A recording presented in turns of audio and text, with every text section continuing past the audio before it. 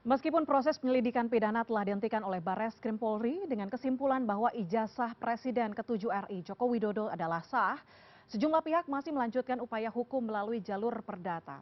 Isu ini bukan hanya soal dokumen, tapi juga menyentuh kepercayaan publik terhadap institusi negara dan kredibilitas seorang tokoh negara. Kita akan bahas secara mendalam bagaimana dinamika hukum serta dampak politik dari kasus ini.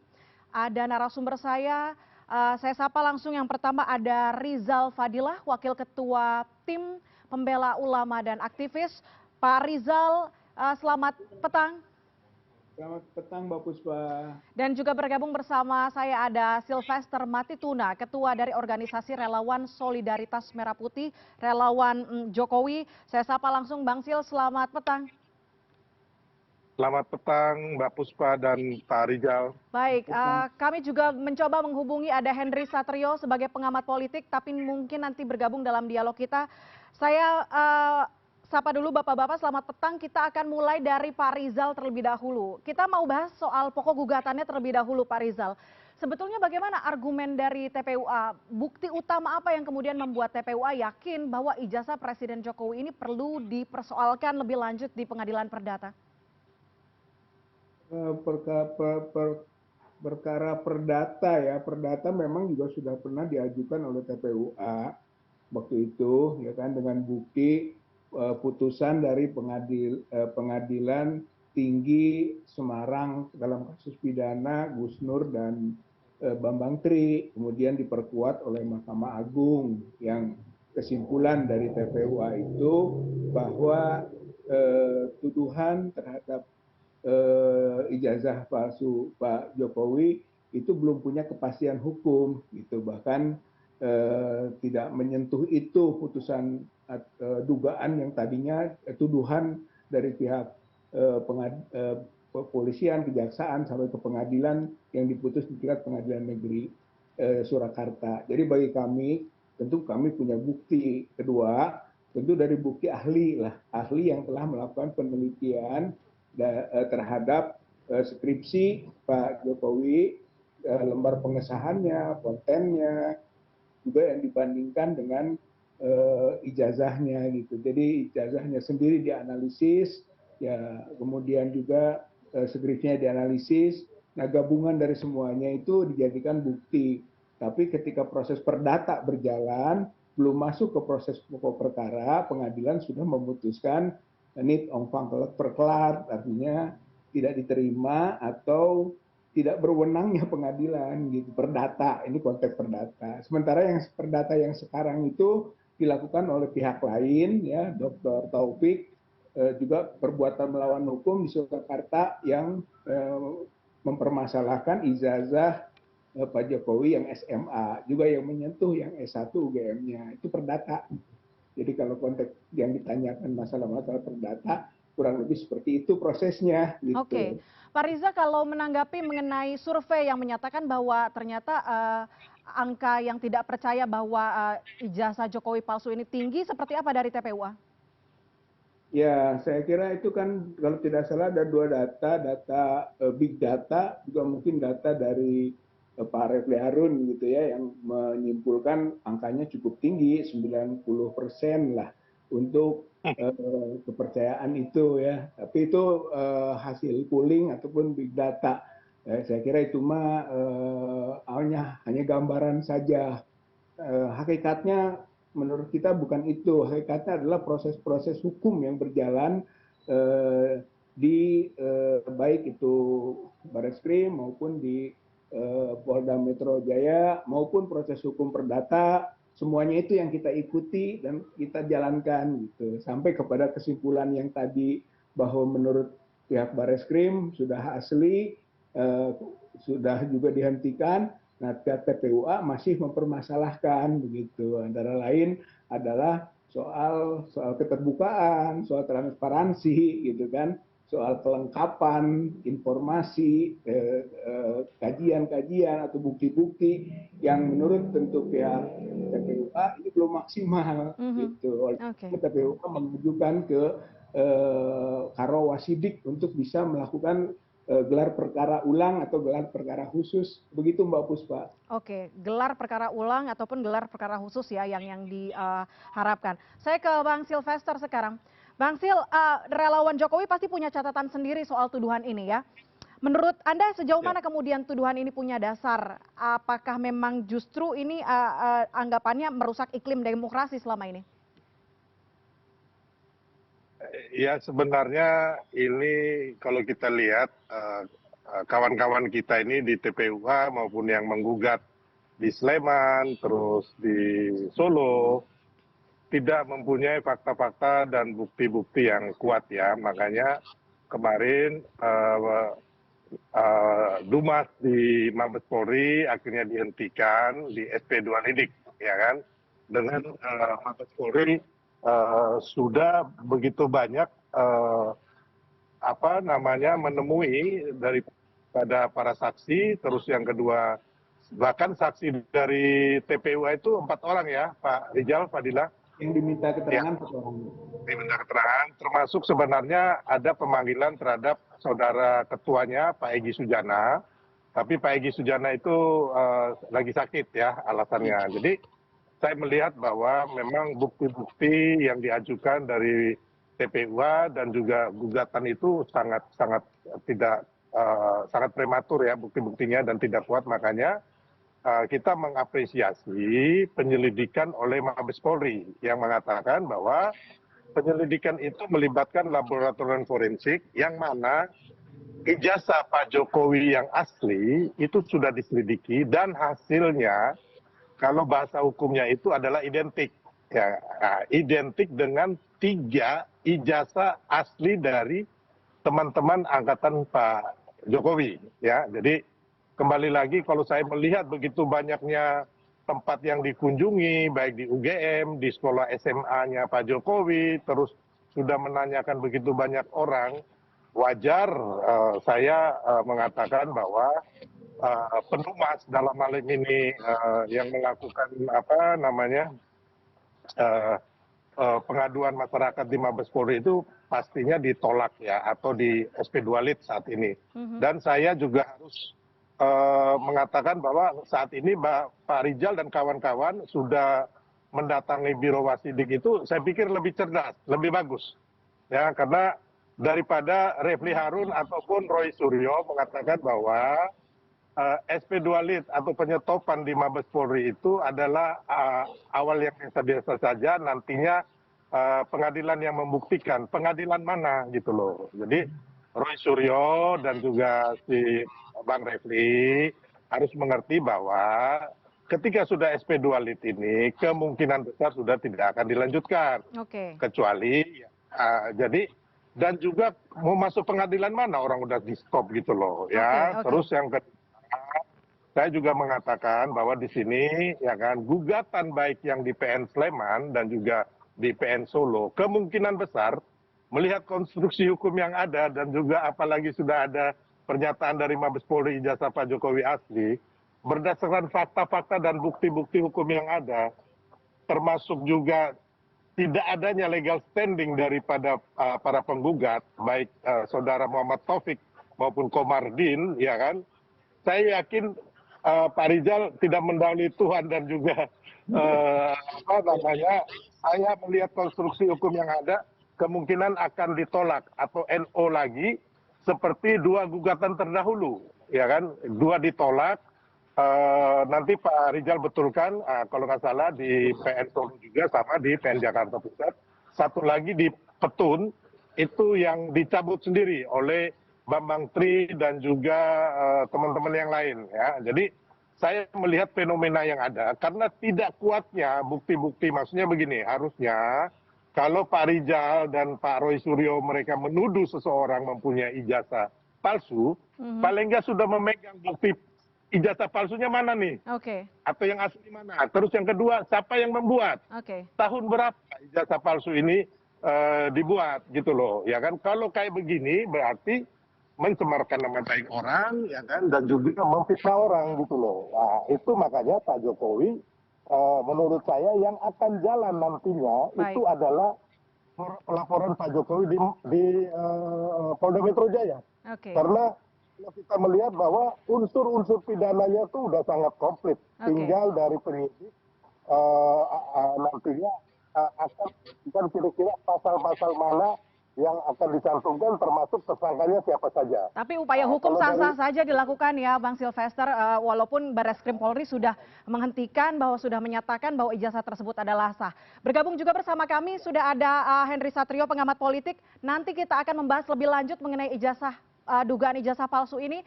Kita akan kembali usai jeda azan maghrib berikut. Tetaplah bersama kami di CNN Indonesia Newsroom.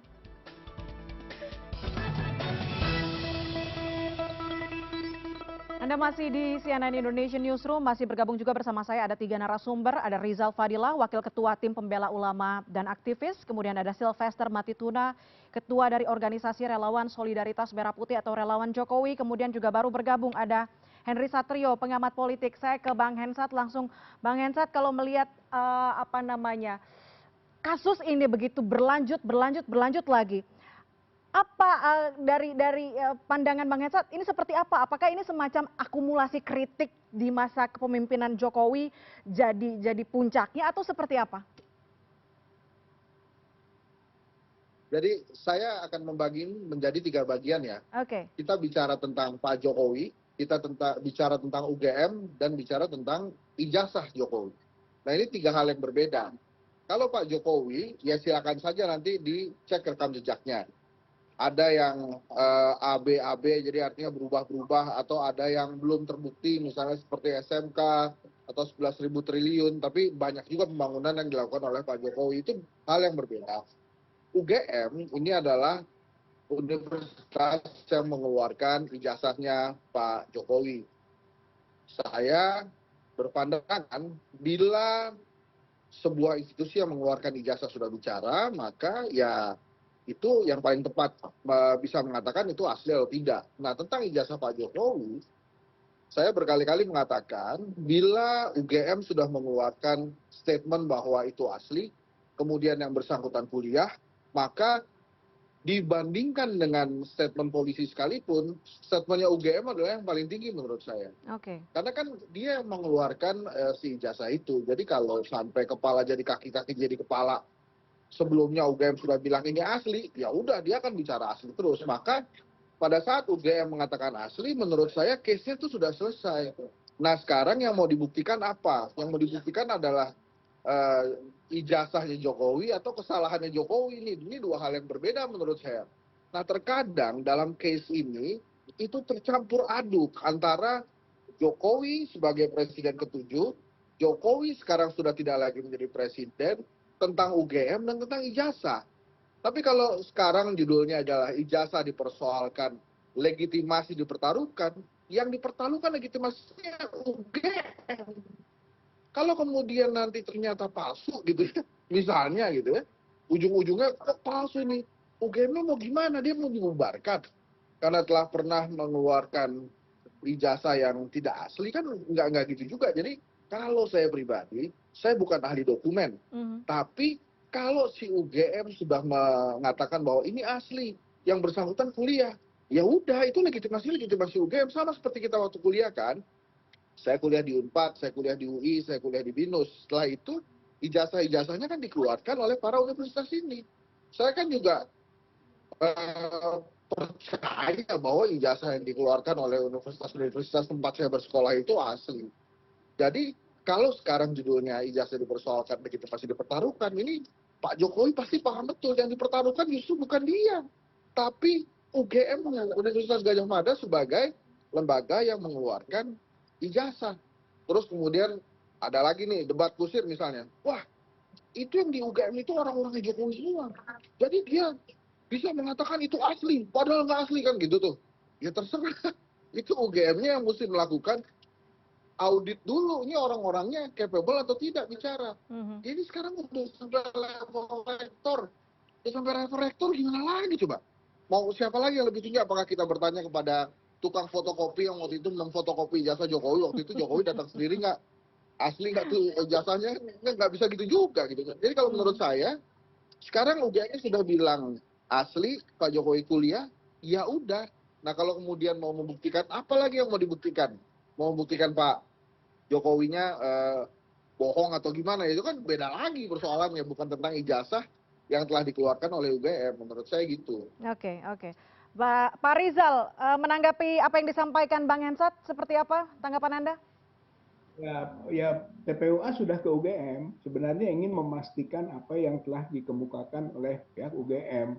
Tapi pihak UGM menyatakan bahwa ijazah tidak ada pada kami, gitu. Ijazah itu adanya pada Pak Jokowi. Maka TPUA juga datang ke Pak Jokowi, gitu kan, untuk menanyakan, dan ternyata tidak pernah ditunjukkan, gitu, tidak diberikan informasi. Maka bergeraklah terus upaya hukum melalui jalur Bareskrim. Nah, Bareskrim sampai kepada keputusan yang kita sudah tahu semua. Akan tetapi, gitu kan, TPUA melihat masih ada kelemahan-kelemahan dari proses yang ditempuh oleh pihak Bareskrim, ya, termasuk di dalamnya soal transparansi, keterbukaan, pelapor ataupun terlapor atau pengadu dengan teradu itu tidak dikonfirmasi, tidak diikutkan dalam proses gelar perkara. Oleh karena itu, demi transparansi dan demi keterbukaan, supaya juga nantinya berkekuatan hukum, setelah ada kepastian hukum, maka kita minta untuk diadakan gelar perkara ulang yang disebut dalam Perkapolri 6 tahun 2019, gelar perkara khusus. Saya kira itu adalah sarana hukum yang bisa dilakukan oleh pihak kepolisian atau Mabes Polri gitu, untuk memberi satu gambaran pada tahapan penyelidikan itu final gitu. Jadi kami TPUA belum melihat sebatas itu. Dan kalau kembali ke tadi ke UGM, saya kira UGM juga tidak transparan ketika kita mau mengajak diskusi mengenai bukti-bukti, ditutup gitu kan. Kalau terbuka mas semua, mungkin kita bisa melakukan penilaian hasil eksaminasi maksimal gitu pada tingkat UGM maupun pada Pak Jokowinya sendiri, atau sekarang ya kita tuntut maksimalisasi proses di Bareskrim gitu. Dan perlu bahwa identik dan non identik tidak sama dengan otentik gitu. Kalau menurut TPUA gitu ya, itu yang demikian begitu Mbak Puspa. Identik bukan berarti otentik begitu ya. Tapi kemudian kalau tadi kata Bang Hensat harusnya dibagi nih soal masa kepemimpinannya, kemudian ijazah dan UGM. Tapi publik bertanya-tanya juga Pak Rizal, untuk apa kemudian membuka masa lalu presiden yang sudah lengser? Bagaimana Anda menjelaskan bahwa ini bukanlah soal dendam politik, walaupun dianggapnya ini hal yang berbeda, tapi di perbincangan publik ini menjadi suatu hal, apakah ada dendam politik tersendiri atau seperti apa? Bagaimana Anda menjelaskan bahwa ini bukanlah soal hal tersebut? Ini menyangkut kepastian begitu, mengenai kepastian mengenai dokumen dari juga proses menjadi presidennya. Jadi bukan konteks sudah lengsernya gitu, tapi kalau ada kepastian mengenai dokumennya begitu berkaitan dengan ijazahnya, tentu berpengaruh besar terhadap proses yang telah dijalankan selama 10 tahun. Berarti proses verifikasi pencalonan ya? Ya, termasuk itu. Nanti akan semuanya gitu kan. Kalau misalnya gitu kan terbukti ijazahnya palsu, kan proses di KPU, KPUD semua itu dianggap bermasalah gitu. Sebaliknya kalau misalnya asli dan itu adalah putusan yang memang berkekuatan hukum pasti, ya legalisasinya mungkin jadi kuat. Gitu. Sebetulnya yang kita inginkan adalah soal kepastian hukum gitu kan, dari status yang dipertanyakan oleh publik mengenai ijazah Pak Jokowi itu sebetulnya asli atau palsu gitu. Nah, sekarang prosesnya belum final ini gitu. Masih dalam di pihak penyelidikan gitu. Kalau finalnya sebetulnya ya ke pengadilan, hanya nanti pengadilannya bisa berbagi apakah pengadilan dalam proses keputusan dari pihak Bareskrim diulang gelar perkara sehingga masuk ke penyidikan, masuk ke kejaksaan sampai pengadilan di jalur ini, atau pengadilan di jalur peradilan di Polda Metro Jaya yang menurut TPUA ataupun teman lain itu kualifikasinya kriminalisasi. Nah, begitulah pandangannya. Begitu. Baik, baik Pak Rizal. Saya ke Bang Silvester. Apakah melihat ini jadi upaya delegitimasi dari rekam jejak Jokowi? Masyarakat pasti akan tetap percaya Pak Jokowi ya dengan segala capaian, dan sebenarnya kalau saya melihat ini teman-teman TPUA, Pak Rijal, Roy Suryo ini sangat konyol, maaf nih Pak Rijal, sangat konyol, sangat ngawur dan juga terlalu berani. Jadi gini, bapak-bapak mereka ini kan tidak mempunyai bukti ijazah ini palsu, ya kan? Tahun berapa dipalsukan, siapa yang memalsukan, tapi dengan beraninya menuduh orang dan harus tahu ketika itu kita lakukan, ya kan?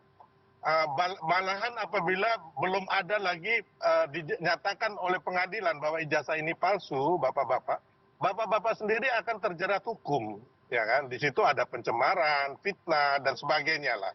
Jadi ini makanya saya bilang ini sangat amat konyol gitu loh, ya kan? Mungkin selama ini kan banyak pihak menuduh Pak Jokowi kafir lah, segala macam anak gerwani dan termasuk ijazah palsu ini.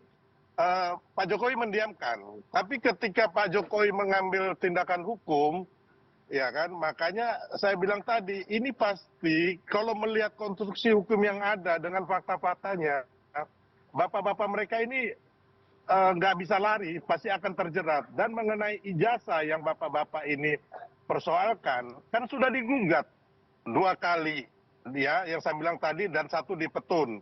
Dan dua-duanya itu ditolak, ya kan, atau NO, ya kan. Terus yang kedua, yang satunya itu dicabut.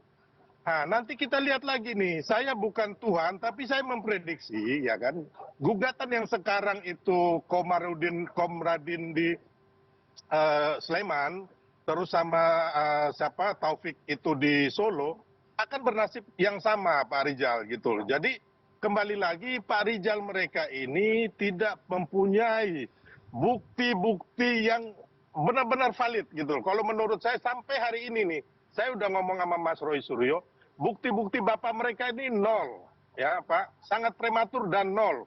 Saya harus memberikan pendidikan hukum dan juga pendidikan politik buat bangsa kita bahwa ini semuanya ini ngawur, konyol dan sangat berani menuduh orang tanpa dasar gitu loh Pak Rijal. Nanti kita buktikan ya kalau omongan saya ini benar atau tidak. Pak Rizal dianggap terlalu berani, konyol. Tanggapan Anda? Nah, saya kira tidak. Kita semua berdasar hukum gitu ya. Bahwa proses peradilan itu maunya kita masuk ke ruang pokok perkara gitu, maunya gitu kan, supaya saling membuktikan bahwa penggugat punya bukti gitu kan, sebatas yang nanti akan diajukan. Tergugat punya bukti, maka kita uji pembuktian itu kedua pihak gitu kan di proses itu.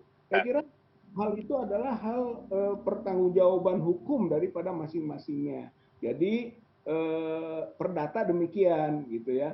Dan pidana ini juga karena ada unsur-unsur pidana, ya sudah kita masuk ke ruang pidana gitu. Nah itu juga masih proses gitu. Jadi kalau dari KUA kita masih beredar gitu. Ini masih berproses semuanya ya. Baik. Jadi saya tambahkan sedikit boleh ya. Semua itu punya konsekuensi gitu kan. Termasuk buktinya, bukan hanya bukti aslinya gitu kan. Seandainya itu ya, namanya juga seandainya, setelah proses-proses yang ada bahwa ijazah itu palsu, maka yang kena delik adalah Pak Jokowi, sebaliknya gitu. Sama-sama punya konsekuensi hukum. Kayak kira itu koridor hukum lah yang kita semua suki gitu ruangnya gitu, Pak Silvester. Siap Pak Rijal. Jadi kalau menurut saya jangan seandainya Pak. Jadi kalau kita berproses di secara hukum, ya kan, di pengadilan dan sebagainya, kita harus mempunyai kepastian fakta-fakta hukum. Itu yang paling penting Pak. Kalau nggak, mohon maaf Pak Rijal, ya kan sudah pernah ya kan, bahkan ada juga bukan hanya ditolak atau NO, tapi juga siapa namanya, si Gus Nur dan juga si Bambang Tri itu udah masuk penjara loh Pak Rijal. Jadi intinya bahwa melihat kejadian-kejadian ini, saya berkeyakinan Pak Rijal bahwa bukti-bukti dari bapak-bapak ini tidak sangat kosong ya. Terus yang kedua nggak punya legal standing, ya kan. Bahkan saat ini Mabes Polri sudah dikatakan, walaupun bapak mereka tidak mengakui, ya kan, bahwa ijazah yang diselidiki lapor Mabes Polri adalah ijazah asli yang hasilnya adalah identik atau sama sebangun dengan ijazah asli dari 3 teman angkatan Pak Jokowi. Jadi saya pikir kita udah nggak bisa mau alibi apa lagi ya, mau cari bukti-bukti apa lagi kayaknya agak susah sih. Saya sangat pesimis Ya. bisa lanjut ya gugatan dari bapak-bapak mereka itu. Tapi kalau yang dari Pak Jokowi melihat fakta-fakta hukumnya, ya kan, saya yakin bahwa yang di laporan Pak Jokowi ini akan berjalan. Dan baik. saya sebagai orang hukum juga meyakini bahwa bapak-bapak mereka akan terjerat. Jadi lebih baik bapak-bapak mereka konsentrasi, menyiapkan 1 juta pengacara yang hebat-hebat untuk menghadapi gugatan pelaporan Pak Jokowi yang di Polda Metro. Itu yang sebagai sahabat saya sarankan ke Pak Rizal sama kawan-kawan. Baik. Kalau identik iya jelas begitu ya. Tapi tadi yang kalau dari TPO sendiri mempertanyakan kemudian otentiknya ya. Saya ke Bang Hensat sekarang. Bang Hensat, ini menarik sekali perdebatannya. Memang dari awal ketika dugaan ijazah palsu ini muncul, selalu pro kontranya muncul seperti itu di permukaan. Anda melihat endgame-nya ini seperti apa sih? Kalau saya begini ya, saya ini kan bukan ahli dokumen, Mbak. Tapi saya menilainya memang trust isunya itu dibagi 3 seperti yang tadi saya katakan. Trust isu ke Jokowi, trust isu ke UGM, trust isu ke ijazah. Nah, yang kita bicarakan sekarang kan sebetulnya trust isu ke ijazah. Ijazah ini bukan ke Pak Jokowi sebetulnya ngejeratnya, tapi ke UGM. Kan UGM yang mengeluarkan ijazah itu. Nah, Pak Jokowi memahami itu, makanya dia santai aja. Dia memang merasa terhina, dia sedih gitu ya. Tapi dia tahu bahwa yang harus membuktikan ini pun yang akan kerepotan adalah UGM sebagai pihak yang mengeluarkan ijazah itu. Tapi kalau ditanya ini endgame-nya kemana, menurut saya sih endgame-nya akan selesai dengan UGM kemarin itu, bahwa ijazah ini asli dan Pak Jokowi kuliah. Tentang trust isu selanjutnya kepada Pak Jokowi ya silahkan saja. Kan teman-teman juga berhak bertanya ya. Hanya satu lagi begini, satu hal yang belum dilakukan memang oleh Pak Jokowi dan UGM ini adalah tampil bersama. Tampil bersama UGM dan Pak Jokowi sama-sama menyatakan atau bicara tentang keaslian ijazah ini. Kalau saya tentang trust isu ijazah, buat saya selesai pada saat UGM menyatakan bahwa ijazah ini asli. Ya ke siapa lagi? UGM yang mengeluarkan. Masa kemudian kita cari orang untuk menyatakan bahwa ini ijazah nggak asli gitu. Ini beda lagi kalau menurut saya sih. Begitu UGM sudah bilang asli, ya udah asli gitu. Nggak ada lagi pihak-pihak yang bisa mengatakan bahwa ini asli atau tidak. Tapi kalau teman-teman masih ada yang ingin bertanya ini itu ya silakan saja. Kalau saya, sekali lagi saya ulang, pada saat sebuah universitas mengatakan bahwa ijazah itu asli, maka ya sudah selesai itu perdebatannya. Dia yang mengeluarkan ijazah, dia yang tanda tangan, ya udah gitu. Kalau kemudian mau dicari tahu ini ijazahnya asli atau tidak, kan UGM-nya sudah bilang. Gitu. Kalau saya sih larinya ke sana ya. Jadi trust isu untuk ijazah menurut saya selesai pada saat UGM menyatakan itu asli. Nah, sekarang silakan nanti Pak Jokowi mungkin mau tampil bersama UGM untuk menjelaskan itu ya silakan saja. Tapi kalau tadi ditanya endgame-nya kemana, ya endgame-nya udah selesai sebetulnya waktu UGM mengatakan bahwa ijazahnya asli. Kalau masih ada trust isu ya kepada Pak Jokowi, ya itu hal yang lain menurut saya. Oke, itu hal yang biasa terjadi begitu ya juga kepada mantan pemimpin negara. Bang Hensat, terima kasih banyak tadi perspektifnya. Terima kasih juga narasumber saya sebelumnya ada Pak Rizal, Wakil Ketua Umum TPUA. Terima kasih Bang Silvester Matituna, Ketua Solidaritas Merah Putih sudah berbagi perspektifnya masing-masing mengenai dugaan ijazah palsu. Waalaikumsalam, terima kasih banyak ya Bapak-bapak. Selamat malam.